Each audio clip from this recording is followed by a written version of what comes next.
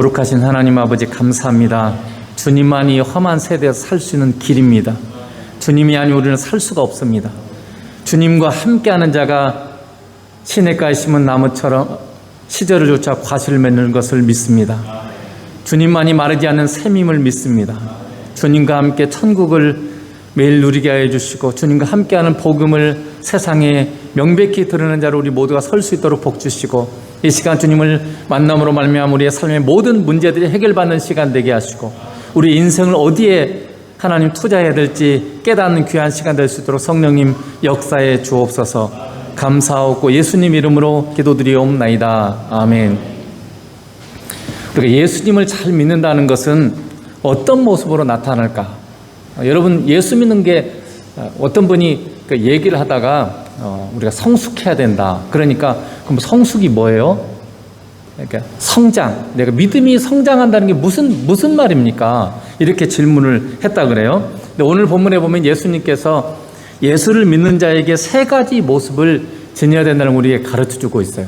그래서 예수님을 잘 믿고 내가 성숙하고 성장한다는 것은 이 세 가지 모습이 더 분명해지는 것을 우리에게 가르쳐주고 있는 것입니다. 이 세 가지가 뭔지 이 시간 한번 살펴보겠습니다. 먼저는 주님의 계명, 계명은 명령이죠. 주님의 계명을 사랑으로 지키는 거예요. 자, 요한복음 14장 15절에 있죠. 너희가 나를 사랑하면 나의 계명을 지키리라. 그러니까 너희가 나를 사랑한다면 너희가 나의 명령, 나의 말씀, 나의 계명을 지킬 것이다. 이렇게 말씀하고 있습니다. 그러니까 예수님을 사랑하는 사람들은 뭐라고요? 예수님의 계명을 지키게 돼 있어요. 다른 말로 하면 예수님을 사랑하는 사람들은요, 예수님의 계명이, 예수님의 명령이 삶에 이루어진 사람, 이런 사람이라고 말할 수 있습니다. 특별히 요한복음에서 말씀하는 예수님의 명령, 계명이 뭐냐면 그것은 내가 너희를 사랑한 것 같이 너희도 서로 사랑하라. 요한복음 13장 끝에 주셨죠. 그리고 그 말씀에서 계속 지금 이게 지속되는 거예요.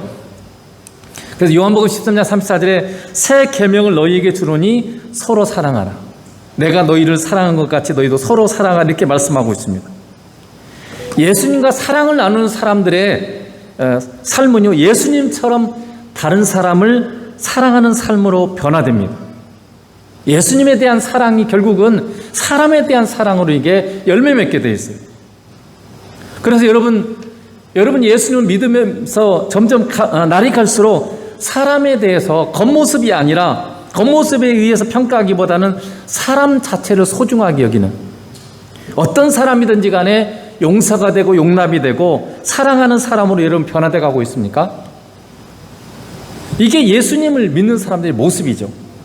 하나님은 우리가 원수되고 죄인 되었을 때, 즉 우리가 겉모습이 너무나 밉고 보고 싶지 않은 그런 원수 같은 존재였을 때도 독생자를 주시기까지 하나님 우리를 사랑하셨어요. 우리가 주님과 사랑을 나눌 때 주님의 그 사랑이, 원수까지 죄인까지 사랑하셨던 그 사랑이 우리 안에 부어지고, 그리고 우리를 통해서 그 사랑이 흘러가고 열매를 맺는 거예요.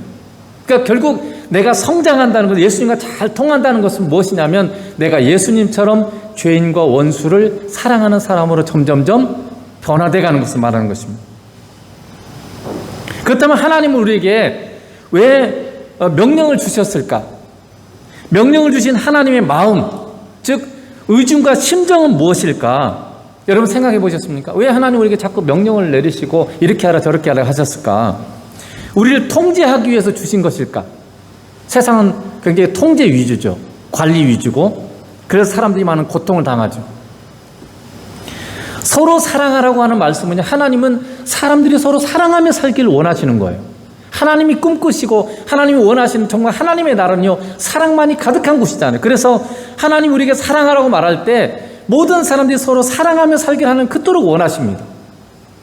우리에게 범사에 감사하라고 말씀하시는 것은 우리가 감사가 가득한 삶을 살기를 하나님이 원하시는 거예요. 우리에게 기뻐하라고 말씀하신 것은 우리가 기쁨이 가득 찬 삶을 살기를 하나님이 원하시고 그런 삶을 우리에게 주시기를 원하신다는 뜻이죠. 쉬지 말고 기도하라는 말씀은 우리가 주님의 은혜와 평강으로 가득한 삶을 살기를 원하시는 거예요. 그게 하나님의 의중입니다. 하나님께서 우리에게 주신 명령들은요, 그분의 사랑하는 자녀들을 위해서 주신 것입니다. 여러분, 인간인 부모도 자녀에게 여러분 권면하고 훈계할 때 어떻게 왜 합니까? 자녀에게 유익하도록, 자녀를 사랑하기 때문에 자녀에게 이렇게 하라 저렇게 하라 여러분 훈계도 하고 명령도 내리죠. 비록 인간 부모의 권면이나 훈계는 완전하지 않죠. 문제가 많을 수 있습니다. 그러나 적어도 그 마음은 자녀를 향한 사랑에서 나오는 것입니다. 그러므로 여러분 성숙한 자녀는 비록 부모의 말을 따르지 않을지 모르지만 그러나 부모의 그 마음만은 헤아리는 거죠. 부모가 나를 사랑해서 저렇게 시대를 잘 모르고 그렇지만 어쨌든 나를 사랑하는 마음에서 저렇게 말씀하는 거 이걸 우리가 받아낼 수 있어야 되는 거죠. 마찬가지로 모든 걸 아시는 하나님께서 우리에게 주신 명령은요, 명령의 동기와 목적은 그분의 사랑하는 자녀인 우리에게 복을 주시기 위해서 그래요. 우리를 통제하거나 아니면 우리에게 뭔가 우리 것을 뭔가 가져가기 위해서 그런 게 아니라는 거죠. 신명기 6장 24절에 그렇게 돼 있죠. 여호와께서 우리에게 이 모든 규례를 지키라 명령하셨으니 이는 우리가 우리 하나님 여호와를 경외하여 항상 복을 누리게 하기 위함이며. 뭐라고요? 하나님을 사랑해서 모든 복은요, 사실은 복은 예수님이시고 하나님이세요. 하나님이 복의 근원이세요. 그래서 예수님을 사랑하고 예수님을 만나야 복이 우리에게 오는 거예요. 그래서 왜 이런 명령들을 주셨냐면 결국은 우리가 하나님을 사랑하고 예수님을 사랑해서 예수님의 복을 우리가 누리도록 항상 내가 그분이 주시는 하늘의 놀라운 은혜와 하늘의 놀라운 복을 우리로 누리도록 하시기 위해서 이 명령들을 주셨다는 거죠. 여러분 그걸 파악하셨습니까? 그것을 아는 자가 성숙하고 하나님의 마음을 헤아려드는 자예요. 이거 하나님의 이 의도를 모르면, 그 마음을 모르면 왜 자꾸 하나님은 이거 하지 말라 저거 하지 말라 힘들게, 또 이거 하라 저거 하라 왜 이렇게 우리를 힘들게 만드는가, 여러분 이렇게 생각할 수 있어요. 그러나 그 말씀을, 그 명령을 우리에게 주시는 의도는 결국은 우리에게 하나님이 가진 모든 복과 은혜를 내게 주시기 위해서 그렇게 하나님이 하신다는 것이죠. 그러므로 그것을 알면, 이 하나님의 마음을 알면요, 주님의 계명을 지키는 것이 무거운 것이 아니라 쉽고 가벼운 게 돼요. 그래서 예수님께서 이런 말씀하셨죠. 마태복음 11장 30절에 이는 내 멍에는 쉽고 내 짐은 가벼움이라 하십니다. 그러니까 예수님과 함께하는 이 멍에는요, 예수님의 짐을 지고 예수님의 명령을 지키는 것은요, 쉽고 가볍다는 거죠. 여러분, 내가 주님의 말씀대로 신앙으로 사는 게 쉽습니까? 어렵습니까? 만약에 여러분 이게 정말 어렵다, 힘들다, 이렇다면 여러분 하나님의 마음을, 의중과 심정을 여러분 헤아리지 못하기 때문에 하는 거예요. 뭔가 막 우리를 통제만 하고 뭔가 막 자꾸 구속하고 속박하는 그런 정도로밖에 여러분이 그 말씀을, 그 껍데기에 사로잡혀 있기 때문에 그래요. 그 명령을 우리에게 주신 하나님의 마음, 의중, 심정을 여러분이 깨닫는다면 이게 쉽고 가벼운 말씀이 되는 거죠. 그래서 하나님의 말씀은요, 하나님의 의중과 심정을 헤아리지 못하면 무겁고 힘들게 하고 또 하고 싶지 않은 것이 되지만, 주님의 속마음을 아는 사람, 그래서 제가 자꾸 말하죠. 주님의 마음을 헤아려드리는 사귐을 갖자. 그게 하나님의 의도, 의중, 나를 향하신 어떤 하나님의 마음이 뭔지를, 속마음이 뭔지를 이게 알아차리는 거죠. 그렇게 했을 때는 이게 하나님의 명령이 즐거움과 기쁨으로 순종할 수 있게 되는 거죠. 우리에게 계명을 주신 이유는 하나님 아버지께서 우리에게 사실은 사랑을 베푸시기 위해서 그래요. 자, 요한복음 14장 21절에 있죠. 나의 계명을 지키는 자라, 야 나를 사랑하는 자니 나를 사랑하는 자는 내 아버지께 사랑을 받을 것이요. 하나님이 누구를 사랑하시고 누구에게 사랑을 베풀 수 있냐면요, 주님을 사랑하는 사람이에요. 주님을 사랑하지 않으면 하나님의 사랑을 줄 수가 없어요. 만나러 오질 않는데요. 부모가 아무리 자녀에게 많은 걸 주고 싶어도 자녀가 부모를 만나러 오지 않는다면 어떻게 줄 수 있습니까? 지금이야 무슨 은행을 통해서 이렇게 줄 수도 있고 카톡으로 송금할 수도 있겠지만, 과거에는 그렇지 않았잖아요. 이 의도가 분명합니다. 우리가 주님을 찾고 주님을 만나야 주님이 우리에게 사랑을 베풀어주고 하나님 아버지께서 우리에게 사랑을 부어줄 수가 있어요. 근데 내가 주님을 만나지 않으면 그렇게 할 수가 없잖아요. 그래서 하나님께서 이게 우리에게 주님께서 명령을 주신 이유는요, 하나님이 우리를 사랑하시기 위해서 그런 거죠. 그런데 여러분 왜 그렇게 되냐면, 주님께서 우리에게 주신 명령은요, 하늘 수준의 명령이에요. 신적인 명령은요, 신만이, 하나님만이 지킬 수 있는 명령들이에요. 여러분 그렇지 않습니까? 어떻게 우리가 모든 일을 감사할 수 있어요? 어떻게 우리가 항상 기뻐할 수 있습니까? 살다 보면 슬픈 일도 있고 어려운 일도 있고 괴로운 일도 있고. 그런데 어떻게 우리가 항상 기뻐할 수 있어요? 안 되는 거죠. 우리가 어떻게 원수를 사랑할 수 있습니까? 어떻게 오른뺨을 때리면 왼뺨을 돌려댈 수 있습니까? 안 되잖아요. 나도 감정이 있고 나도 기분이 있고. 그런데 그래도 이 하나님의 모든 명령은요, 하나님만이 하실 수 있는, 내 힘으로 할 수 있는 게 아니에요. 그래서 우리가 이 주님의 명령을 지키기 위해서는 주님을 만나지 않고는 할 수가 없어요. 주님을 만남으로 말하면 그분 내게 은혜와 사랑을 주셔서 내가 주님 앞에 나를 드릴 때 주님이 나를 통해서 사실 때만 가능한 거죠. 그래서 이 주님의 명령은요, 주님을 만나고 주님의 사랑하고 주님의 은혜와 사랑을 누리는 자만이 지킬 수 있고 열매 맺을 수 있는 거죠. 그렇기 때문에 주의 명령을 지키려면 주님을 안 만나고는 할 수가 없어요. 그래서 주님을 만나야 되고, 주님을 만나야 되니까 주님의 사랑을 누리게 되는 거죠. 그래서 주님을 만나러 온 자들에게 하나님께서 그 사랑을 흘려 부어주시고, 그리고 그 사랑이 내게 흘러 넘치기 때문에 내가 더 주님을 더 많이 만나게 되고, 더 온전히 주님의 명령을 지키는 자로 우리가 성장할 수 있는 것이죠.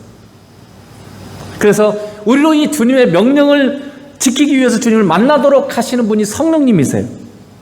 성령님은 주님께서 아버지께 내가 이 성령 구해서 성령을 너에게 보내주시겠다 이렇게 약속하고 있죠. 요한복음 오늘 14장 16절에 내가 아버지께 구하겠으니 그가 또 다른 보혜사를 너희에게 주사 영원토록 너희와 함께 있게 하리니. 여러분, 보혜사는 예수님도 보혜사세요. 그러니까 또 다른 보혜사라는 것은 내가 보혜사인데 또 다른 똑같은 나와 똑같은 그런 분을 너희에게 보내주겠다 이렇게 얘기하고 있는 거죠. 이 보혜사라는 말은요, 위로자, 안내자, 돕는 자라는 뜻이에요. 그러니까 성령님은 우리 안에 오셔서 우리를 안내하시는 분이세요. 내 인생을 이렇게 가라 저렇게 가라고 안내자처럼 이렇게 가야 너에게 복이 되고 이렇게 가야 좋은 길이야 이렇게 안내하시는 분이 성령님이세요. 우리 안에서 생각으로 그렇게 자꾸 우리를 안내하시죠. 그러니까 성령님의 이 안내는 가장 중요한 게 뭐냐면 예수님께로 우리를 안내하세요. 예수님을 만나는 길, 예수님과 함께하는 그 길로 내려서 자꾸 감동으로 성령님이 자꾸 안내하시는 거죠. 그리고 우리가 주님을 만날 수 있도록 도와주시는 분이에요. 그게 바로 성령님이시죠. 그래서 우리가 아버지의 사랑과 예수님의 사랑을 누리도록 만들어주시는 분이 바로 성령님이세요. 내 안에 오셔서 끊임없이 세상 끝날까지 영원토록 우리와 함께 하시겠다고 말씀하시는 이 성령님 우리 안에서 계속 나를 안내하시고 나를 돕는 거죠. 그리고 오늘 또 분명히 약속을 하시죠. 내가 너에게 그 앞에 14, 21절에 오면 나도 그를 사랑하여 그에게 나를 나타내라. 예수님 이렇게 말씀하셨어요. 너희가 나를 사랑해서 내 계명을 지키면 내가 너에게 나를 나타나겠다. 이렇게 지금 약속하고 있는 거죠. 즉 예수님은요, 그분 자신을 우리에게 더 선명하게 그리고 보여주시고 경험하게 하시겠다고 지금 말씀하고 계시는 거죠. 우리 안에서 우리를 주님께로 이끄시는 성령님을 따라 예수님을 더욱 친밀히 만나고 그분을 사랑하면서 그분이 말씀하신 명령들을 지켜주는 은혜를 여러분 주시도록 기도하십시오. 그럴수록 주님과 함께하는 삶이 더욱더 선명해지고 풍성해져요. 그러니까 내가 자꾸 주님의 명령을 지킬 수 있도록 주님과 함께하면 할수록 주님이 나를 통해서 더 그분을 선명하게 나타내 주신다는 거죠. 예수님이 여러분의 삶을 통해서 더 틀림없이 분명하게 보여지기 시작한다는 거죠. 그래서 여러분 구약에 보면 아브라함이나 이삭이나 야곱을 사람들이 볼 때 뭐라고 그랬습니까? 내가 너와 하나님이 너와 함께하는 것을 분명히 보았노라. 이렇게 아비멜렉이 블레셋 왕 아비멜렉이 그렇게 고백을 하죠. 아브라함에게도 그렇고 이삭에게도 그렇고. 그래서 또 사울 왕도요 다윗에게 하나님이 그와 함께하심을 보고 더욱 두려워했다고 되어 있어요. 그러니까 뭡니까? 그 사람들이 하나님을 사랑하고 하나님 말씀대로 순종하면서 살아갔기 때문에 하나님이 그를 통해서 자신을 드러내셨어요. 하나님이 그와 함께 하심을 드러내니까 사람들이 두려워하기 시작하는 거죠. 우리도 똑같아요. 내가 주님을 사랑해서 이 주님의 말씀이 나를 통해서 이루어질 때 주님이 나를 통해서 그분을 드러내시고 나타내시면요 사람들이 분명히 예수님을 보게 돼요. 그리고 우리를 두려워할 수도 있어요. 세상이 나를 어떻게 해볼 수 없는 그런 사람, 하나님이 우리와 함께 하는데 어떻게 세상이 우리를 이길 수 있겠어요? 해볼 수 없는 그런 놀라운 사람으로 우리를 세워주시겠다 이렇게 지금 주님이 약속하는 거예요. 누구에게요? 주님을 사랑하는 자, 주님을 사랑해서 그 말씀대로 사는 사람, 그 말씀이 이루어지는 사람을 주님께서 그렇게 해주시겠다고 말씀하는 거죠. 그런데 이 주님의 명령들 딱 두 가지죠. 저기 신학교에서 그 시험 문제를 냈대요. 신구약 성경을 요약해서 정리해라. 근데 그것을 낸 그 교수님의 출제 의도는 뭐냐면, 예수님이 이렇게 말씀하셨죠. 구약을 전체를 요약하면 뭐라고 돼 있어요? 하나님을 마음을 다하고 뜻을 다하고 목숨을 다해서 사랑해라. 둘째도 똑같이 그와 같이 내 이웃을 내 자신처럼 사랑하라. 이것이 사실 신구약 전체를 요약한 말이다. 이걸 지금 이 교수가 이게 출제 의도인 거죠. 그러니까 여러분, 예수님의 모든 명령도 사실은 모든 이 성경의 모든 내용을 다 이렇게 다 묶어놓으면 두 가지밖에 안 나와요. 하나님을 사랑하는 거, 또 사람을 사랑하는 거. 이 두 가지로 말할 수 있어요. 그러니까 여러분이 어떤 일을 하든지 간에 범사에 그것이 내게 이익이 되어서가 아니라, 여러분, 하나님을 사랑함이 동기가 되고 목적이 되어서 그걸 여러분이 행하는 거예요. 이게 지금 신앙생활이에요. 여러분이 무슨 일을 하든지 간에 그게 나한테 도움이 된다, 이게 좋은 일이다, 이것 때문에 하는 것이 아니라 이것이 하나님을 사랑하는 것이기 때문에, 내가 하나님을 사랑하기 때문에 이걸 하는 거죠. 우리가 모든 일을 하는 동기와 목적이 뭐냐면 하나님에 대한 사랑, 주님에 대한 사랑 때문에 이걸 하는 거예요. 이걸 여러분이 항상 점검하는 거죠. 내가 오늘 살아가면서 어떤 말을 하고 어떤 행동을 하고 어떤 일을 할 때 내가 왜 그 일을 하는지, 동기가 뭐냐, 목적이 뭐냐, 이걸 여러분 점검해야 돼요. 그 동기와 목적이 주님에 대한 사랑 때문에, 주님을 높이기 위해서, 이것이 목적이 될 때 이게 바로 하나님을 사랑하는 거는 거죠. 이게 바로 예수 믿는 삶의 가장 중요한 그런 열매인 거죠. 또 다른 하나는 사람을 사랑하는 거예요. 여러분은 모든 일에서 주님께서 여러분에게 만나게 하신 사람들을 사랑함으로 행하고 있습니까? 아니면 내 눈과 내 마음의 판단을 따라서, 감정대로 또는 내 욕심을 따라서 여러분 행하고 있습니까? 여러분, 우리가 내 삶에서 만나게 하신 모든 사람들은 하나님께서 내게 이끌어 주시다기 만나도록 허락하신 사람들이에요. 왜 보내셨습니까? 내가 그들을 사랑하도록, 이렇게 사랑으로 대하도록 그렇게 하시는 거죠. 어디까지 내가 사랑할 수 있는지, 어려운 사람이라면 그 사람을 보면서 왜 저런 사람이 내 옆에 있느냐가 아니라 나는 저 정도도 내가 사랑할 수 없구나, 그걸 내가 깨우치기 위해서 그런 거죠. 주님의 은혜가 아니면 나는 결코 사랑할 수 없구나. 주님은 원수까지 사랑하라 그랬는데, 오른밤을 때리거든 왼밤까지 대라 그랬는데, 나는 이 정도 수준의 사람도 사랑할 수 없는 그렇게 미약하고 부족한 자구나, 이걸 깨우치기 위해서 하나님께서 내게 주신 거죠.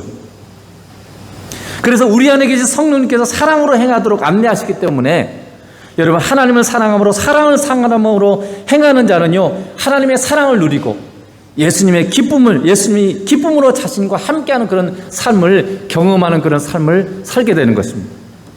두 번째는 예수 믿는 사람은 주님의 이름으로 구하고 받는다고 되어 있어요. 자, 거기 14장 14절에 내 이름으로 무엇이든지 내게 구하면 내가 행하리라, 이렇게 말씀하십니다. 여러분, 예수님 믿는 사람은요, 예수님의 이름으로 무엇이든지 주님께 기도하며 행하고 주님께 응답받는 삶이에요. 여러분은 삶에서 얼마나 많이 주님의 의중을 구합니까? 다른 말로 주님의 의견이 뭔지, 뭘 주님이 기뻐하시는지 여러분 얼마나 많이 구하고 있습니까? 여러분, 선택할 일이 정말 많아요. 우리가 생각하는 것보다 사실 우리는 많은 선택들을 하고 있습니다. 선택인지도 모르고 그냥 습관적으로, 관습적으로 그렇게 우리가 선택하는 게 너무너무 많아요.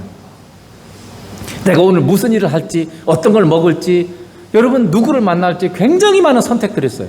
그때 여러분, 주님의 의중, 주님이 누구를 만나기를 원하고 어떻게 하기를 원하는지 여러분 많이 묻고 있습니까? 많이 질문을 던져야 돼요. 맨날 도와달라고만 하는 게 아니라 주님이 뭘 원하는지를, 주님의 마음을 헤아리는 거, 이게 신앙이 굉장히 중요한 거죠. 그냥 내가 하고 싶으면 하고 하기 싫으면 말고 그러면 되는 건가요?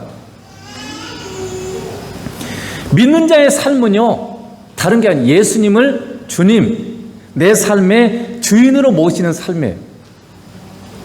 그분이 내 삶을 이끌어 가시도록 나의 삶을 주님께 내어드리는 게 바로 믿는 자의 삶이죠. 그것은 구체적으로 말하면 내 삶의 모든 선택의 순간마다 주님의 의견을 묻는 거예요. 주님이 뭘 원하시는지. 그래서 주님이 기뻐하는 쪽으로 내가 선택하는 것, 이게 지금 바로 주님을 내 삶의 주인으로 모시는 거예요.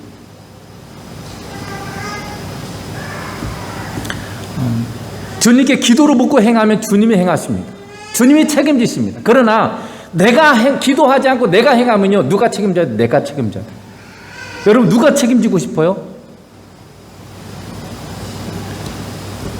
이 세상에서 과거에 제가 그 집사하던 시절에 들어보니까 그 음악을 하는 음대생들이요, 서울대 교수나 뭐 이 대학의 교수들한테 한 달에 한두 시간 이게 교습을 받는데 한 30년 전쯤에 그 당시에 40만 원을 냈어요. 지금은 아마도 몇백만 원 내야 될 거예요. 교수한테 한 달에 한두 시간 교습을 받는데 몇백만 원 내야 돼요. 그래서 서로 받으려고 그러는데 시간이 없대요. 왜 그렇습니까? 전문가한테 받으려고요. 근데 여러분, 이 세상에 교수가 전문가입니까? 하나님이 전문가입니까? 예수님이 전문가 아니겠어요? 우리는 사람한테도 좀 전문가의 뭔가 의지할 만하고 뭔가 믿을 만한 사람한테 그렇게 우리가 애를 써서 그 사람의 덕을 보고 그 사람한테 찾아가고 의견을 구하고 그 사람의 지도를 받고 싶어서 얼마나 안달입니까? 주식하는 사람도 전문가한테 주식을 배우잖아요. 돈 많이 벌어보려고. 어떻게 해서든 돈 벌려고 애를 쓰. 만약에 그게 보장만 된다면 몇백, 몇천만에 투자해서 하겠죠, 사람들이. 근데 누가 더 잘합니까? 하나님이 더 잘합니까? 주식 전문가가 더 잘하겠어요? 주님이 더 잘하시죠. 우리는 도대체 언제나 우리의 이 무능함과 무지함을 인정하는 겸손한 사람이 될 수 있을까요?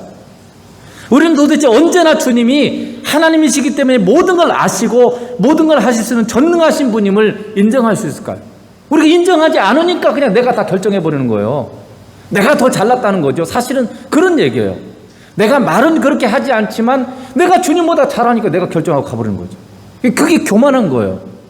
그러니까 겸손하다는 것은 모든 삶에서 주님을 인정하고 주님의 지도를 받는 게 이게 겸손한 거예요. 그래서 기도하는 사람이 겸손한 거예요. 뭐든지 주님 앞에 묻고 하는 사람. 하나님께서 우리 인생에서 여러분 이렇게 그토록 많은 고난과 힘든 일을 만나게 하시는 것은요, 우리가 얼마나 무능하고 무지한 존재인지를 깨우쳐 주셔서 진정으로 우리를 선대하시고 사랑하시는 전지전능하신 하나님께로, 예수님께로 돌아가도록 하시기 위해서 그것을 우리에게 허락하시는 거죠. 우리가 이 고난과 역경을 만나지 않으면요, 다 내가 하는 거예요. 내가 하나님보다 더 낫다고 생각하니까. 그러니까 하나님께서 우리 인생에 정말로 큰 역경, 내가 이겨낼 수 없고 감당할 수 없는 역경들을 내 삶에 주시는 거예요. 네가 선택한 길을 네가 헤쳐나갈 수 있느냐? 너는 할 수 없다는 것을 우리에게 깨우쳐 주시기 위한 거죠. 그래서 우리는 도대체 얼마나 어려운 일을 더 만나야 그때서야 나를 포기하고 여러분 주님께로 묻고 행하게 될까요? 여러분 그렇게 하고 있습니까? 얼마나 어려움을 더 만나야만 그렇게 할 수 있을까요? 그런 우리를 보시는 하나님은 또 얼마나 슬퍼하시고 아파하실까요? 여러분, 믿음 생활이란 게 그냥 뭐 피상적이고 그런 게 아니에요. 인격과 인격인 우리와 주님과의 관계이고 교제인 거죠. 그냥 나 혼자 좋으면 그만인 것이 아니라 우리를 사랑하신 주님과의 관계인 것이에요. 여러분, 사람이 제일 고통스러울 때 언제 제일 고통스러운지 아세요? 여러분 인생 가운데 언제 제일 고통스럽습니까? 가장 사랑하는 사람이 곁을 떠날 때, 사랑하는 사람이 나를 배신할 때, 나의 사랑을 알아주지 않고 거부할 때, 그때가 제일 고통스러운 거예요. 나를 모르는 사람이 나를 배신하는 건 별로 고통스럽지 않아요. 나를 모르는 사람이 나를 외면하고 다녀도 아무 상관없어요. 근데 내가 너무나 사랑하는 사람이 나를 외면하고 배신하고 거부할 때 그게 굉장히 고통스럽죠.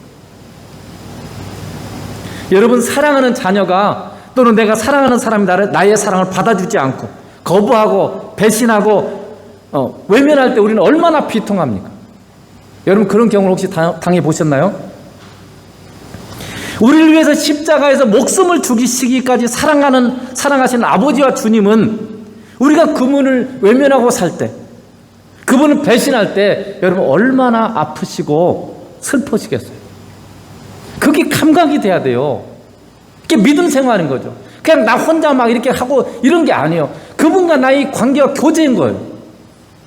나의 삶이 그분을 얼마나 행복하게 하는지, 그리고 그분을 얼마나 슬프게 하는지 이게 여러분이 느껴져야 돼요. 이게 적어도 느끼지 못할지라도 뭔가 이게 헤아려지고 뭔가 생각해보고 이렇게 우리가 살아가는 거죠. 이것이 바로 주님의 마음, 심정을 헤아리는 삶이에요. 우리는 그냥 그저 내가 좋으면 끝나고 나는 기분 좋으면 끝나고 내 입장이잖아. 무조건 나 위주로 생각하잖아. 근데 신앙생활은 그게 아니에요. 나도 생각해야 되지만 주님이 어떤지, 주님의 마음이 어떤지, 나를 바라보시는 주님의 심정은 어떤지 이걸 헤아려 드리는 게 이게 성숙한 사람입니다. 여러분은 주님의 심정이 느껴지고 알아집니까? 우리는 성경 말씀을 통해 성경을 통해서도요 하나님의 심정을 읽어야 돼요. 그냥 하나의 그냥 문장 글자로만 보이면 안 됩니다. 이 속에 지금 담겨진 하나님의 마음이 뭔가, 심정이 뭔가. 기도도 마찬가지예요. 그래서 제가 자꾸 여러분 주님의 속마음을 물어보라죠. 기도를 통해서 막 내가 원하는 것만 막 얘기하고 주님이 뭘 원하는지는 그분의 감정, 그분의 감성은 뭔지 생각도 안 해요. 제가 어렸을 때 중학교 때인가 제가 하숙했던 집에 여자애가 있어요. 걔는 자기 말만 하고 가버려요. 듣질 않아요. 자기 주장만 막 하고 가버려요. 대화가 안 돼요. 그걸 대화라고 할 수 있습니까? 대화라고 하는 것은 상대방의 심정과 의중도 살펴보고 마음을 깊이 서로 공감하면서 나누는 거죠. 그러니까 기도는 똑같아요. 나의 속 깊은 원함, 나의 그 슬픔, 아픔, 이걸 하나님 앞에 알았으면 그분은 또 어떠신지, 나를 바라보신 그분의 의중과 의도는 무엇인지, 뭘 원하시는지 이걸 여러분이 들어야죠. 그걸 물어야죠. 이게 기도인 거예요. 물론 내 얘기하는 것도 당연히 기도에 포함되죠. 기도가 아니라는 것이 아니라 정말 하나님이 원하시는 기도는 나도 내 속마음을 얘기하지만 하나님의 속마음을 나도 듣고 싶습니다. 주님 말씀해 주세요. 이게 지금 주님의 속마음을 진정한 신앙이 성숙하는 길인 거죠. 오늘 주님은 우리가 주님의 이름으로 무엇이든지 구하면 행하시다고 약속하셨습니다. 그러면 여러분 우리가 죄악된 것을 구해도 주님이 응답해 주시겠어요? 응답하지 않습니다. 야고보서에 보면 우리가 구하여도 얻지 못하면 정욕대로 쓰라고 잘못 구함이라고 그랬어요. 그러면 오늘의 이 말씀 이 약속은 무엇일까요? 이 모든 하나님의 말씀은요 문맥 속에서 그리고 주님의 마음을 읽어야 돼요. 이 문맥 속에서 이걸 봤을 때요 이 말씀은 내가 기도하면 예수님의 이름으로 기도하면 무엇이든지 기도하면 주님이 시행하시겠다 하고 하신 이 약속은요 주님이 우리를 사랑한 것 같이 우리도 다른 사람을 서로 사랑하기 위해서 필요한 것을 구할 때를 말하는 거예요. 여러분이 다른 사람을 주님처럼 사랑하기 위해서 필요한 것을 여러분이 구할 때 무엇이든지 주님이 시행해 주겠다. 여러분 응답해 주겠다. 그런 얘기. 예를 들면 우리의 가까이에 너무나 행동이 아주 모난 사람이 있죠. 그래서 정말 도대체 감당할 수 없는 그런 사람이 있을 수 있습니다. 그때 여러분 주님 앞에 이렇게 기도할 수 있어요. 주님, 나는 그 사람이 너무나 믿습니다. 감당할 수 없습니다. 도대체 사랑할 수 없습니다. 근데 주님은 용서하고 사랑하라고 하십니다. 나는 할 수 없지만 주님이 그걸 원하신다면 주님이 용서하고 사랑할 수 있는 그런 은혜와 힘을 주세요. 나는 할 수 없어요. 이렇게 여러분이 기도하면 주님이 응답하십니다. 왜냐하면 주님처럼 다른 사람을 사랑하기 위해서 구하는 거잖아요. 그럴 때 여러분 어떻게 주님이 보통 응답하시냐면요. 그 사람에게 모난 행동들을 보면서요. 뭘 주님이 말씀하신 줄 아세요? 너는 더했다. 너도 그 사람과 거의 똑같은 그런 죄악과 악으로 가득한 삶을 살았는데 내가 그때 너를 위해서 내 목숨을 너에게 주었다. 이렇게 말씀하시는 거죠. 그러니까 내가 그렇게 문제 많게 보이는 이 사람이나 사실은 나나 똑같은 죄인이었던 거죠. 50보 100보예요. 우리가 볼 때는 굉장히 차이가 나는 여러분 비행기만 타고 가도 61층 건물이나 100몇 층짜리나 1층짜리나 똑같아요. 하나님이 하늘에서 보시면요. 우리끼리 볼 때는 1층하고 100몇 층은 100배 차이 나잖아요. 엄청나게 차이 나죠. 근데 하늘에서 보면 비행기만 타고 가도 그게 똑같아 보여요. 근데 하늘에서 보면 여러분이 그렇게 문제 많다고 보이는 사람이나 나나 여러분이나 별 차이 없어요. 똑같이 우리는 주님의 은혜가 필요한 사람이 십자가가 아니면 구원받을 수 없는 그런 존재라는 거죠. 그래서 주님께서 그렇게 나를 깨워주심으로 말미암아 그 사람을 용납하고 사랑할 수 있는 그런 은혜를 주시는 거죠. 또 여러분 어려운 사람을 돕고 싶은데 돈이 없어요. 그럴 때 여러분, 주님이 정말 저 사람을 사랑한다는 걸 드러낼 수 있도록 내가 물질로 도움을 줄 수 있는 그런 은혜를 주세요. 이렇게 했을 때 여러분, 주님께서 여러분에게 도울 수 있는 그런 길을 열어주실 수 있어요. 믿는 자는요, 기도로 주님을 구하는 사람이고요, 주님의 선하신 응답을 풍성히 경험하는 게 바로 그게 믿는 자의 삶이라는 거죠. 마지막으로 세 번째는 주님처럼 행하는 사람입니다. 자, 14장 12절에 이렇게 됐죠. 내가 진실로 너희에게 이르노니 나를 믿는 자는 내가 하는 일을 그도 할 것이요. 뭘 한다고요? 예수님처럼 한다는 거죠. 예수님처럼 산다는 뜻이에요. 예수님을 믿는 사람은요, 예수님이 하신 일을 하는 사람입니다. 예수님이 제자들의 발을 씻기셨죠. 13장 바로 앞에 씻기시면서 너희도 이와 같이 행하라 말씀하신 것처럼 사랑으로 섬기는 사람이 바로 예수 믿는 사람입니다. 자, 13장 14절 15절에 예수님께서 이렇게 말씀하셨습니다. 내가 주와 또는 선생이 되어 너희 발을 씻었으니 너희도 서로 발을 씻어주는 것이 옳으니라. 내가 너희에게 행한 것 같이 너희도 행하게 하여 본을 보였노라. 예수님이 왜 발을 씻겨주셨어요? 너희도 나처럼 예수님이 주인이시고 선생님인데 제자들의 발을 씻기시고 주인으로서 종의 발을 씻기시고 창조주로서 피조물의 발을 씻기신 이 놀라운 사랑을 지금 하고 있는 거죠. 섬김을. 그런 것처럼 너희는 내가 창조주로서 너희를 씻겼는데 너희는 같은 사람 아니냐, 아무리 문제가 있어도. 그러니 당연히 너희는 그들의 발을 씻겨주는 게 맞다. 그걸 내가 가르쳐주기 위해서 내가 이것을 지금 너에게 보여준다, 이렇게 얘기하고 있는 거죠. 여러분, 천국에서 누가 가장 큽니까? 교회에서 누가 진짜로 큰 사람입니까? 봉사 많이 하고 헌금 많이 하고 기도 많이 하는 사람일까요? 아니면 장로님이고 권사님일까요? 아니면 목회자일까요? 그런 사람들이 아니에요. 일반 성도에서 누구든지 간에 주님과 함께하면서 어떤 사람이든지 사랑으로 섬기는 자, 그가 가장 큰 자예요.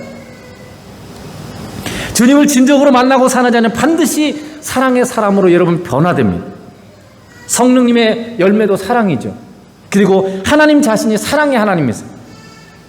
잠언 27장 19절에 킹제임스 버전에 보면 이렇게 되어 있어요. 물에서 얼굴이 얼굴과 일치하는 것 같이 사람의 마음도 사람과 일치하느냐. 이게 무슨 말이냐면요, 물을 쳐다보면 이렇게 내 얼굴이 거기 반사되잖아요. 그 물에 보이는 내 얼굴과 나는 닮았어요. 그런 것처럼 사람의 마음도 서로 닮아간다는 뜻이에요. 그러니까 우리가 주님과 만나고 사귀고 동행하면요, 우리의 마음이 주님의 마음과 점점점 같아진다는 뜻이에요. 성령님으로 충만했던 초대교회가 정말 예수님을 사랑하고 예수님과 함께하니까 그런 사랑의 나눔으로 충만했습니다. 사도행전 2장 44절 45절에 이렇게 되죠. 믿는 사람이 다 함께 있어 모든 물건을 서로 통용하고 또 재산과 소유를 팔아 각 사람의 필요를 따라 나눠주면, 이게 무슨 말이냐면요, 교회가요 자기 집에 있는 걸 가져다 같이 썼어요.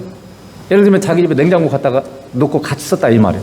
자기가 가진 물건을 서로 같이 사용했다는 뜻입니다. 내 것으로 주장하고 나만 쓴 게 아니라 다른 사람과 함께 그걸 사용했고, 또 어떻게 해요? 심지어 집도 팔고 밭도 팔고 그렇게 가지고 정말 어려운 사람들에게 그들의 필요를 채워줬다는 것이죠. 더 어려운 사람에게 내가 가진 집을 팔아서 나는 전셋집으로 내려가고 나는 사고사로 내려가고 그러면서 그 돈을 다른 사람한테 나눠줘서 어려움을 해결할 수 있도록 그렇게 해줬다는 거죠. 예수님을 믿는 자에게는 이런 실제적인 나눔이 있어야 돼요. 형제들아, 말과 혀로만 사랑하지 말고 행함과 진실함으로 하자. 이게 요한일서 3장 18절로 이렇게 하신 말씀.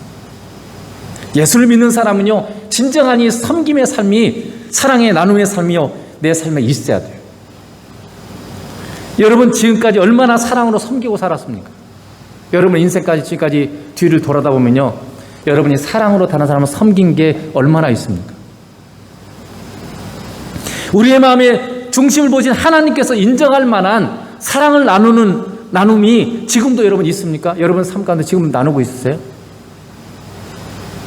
내 가족과 나만, 내 친척 말고, 인간관계 속 인간적으로 나누는 거 말고 정말 주님이 원하셔서 주님을 기쁘시게 하기 위한 그런 나눔이 여러분의 삶 가운데 있습니까? 이게 진짜 예수님을 잘 믿는 사람의 모습이라는 거죠. 신앙인의 삶은요, 종교적인 모습을 넘어가야 돼요.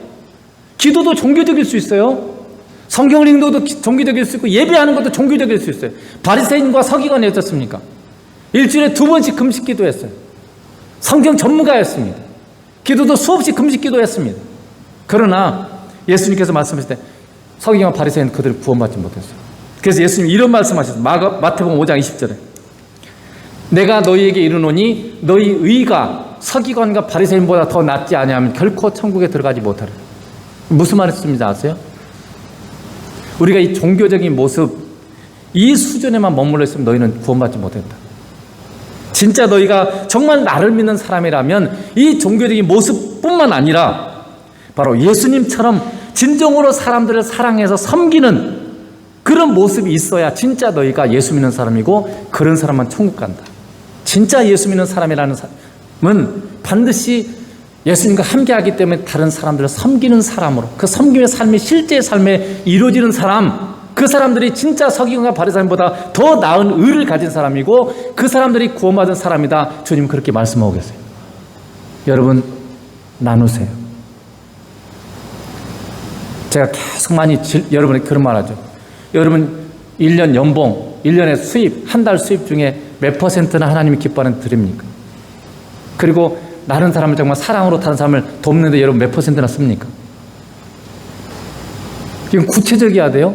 실제적으로 내가 한 달에 100만 원이면 하나님께 드리는 헌금이 얼마고 내가 또 그 선교와 구제로 어려운 사람 돕는데 얼마고 여러분 구체적으로 한번 따져보세요. 나는 얼마나 드리고 있는 그게 그냥 의무감이 아니라 진짜 주님을 사랑하기 때문에 주님을 내가 진짜 잘 믿기 때문에 주님처럼 사는 그런 모습이 바로 그거라는 거죠.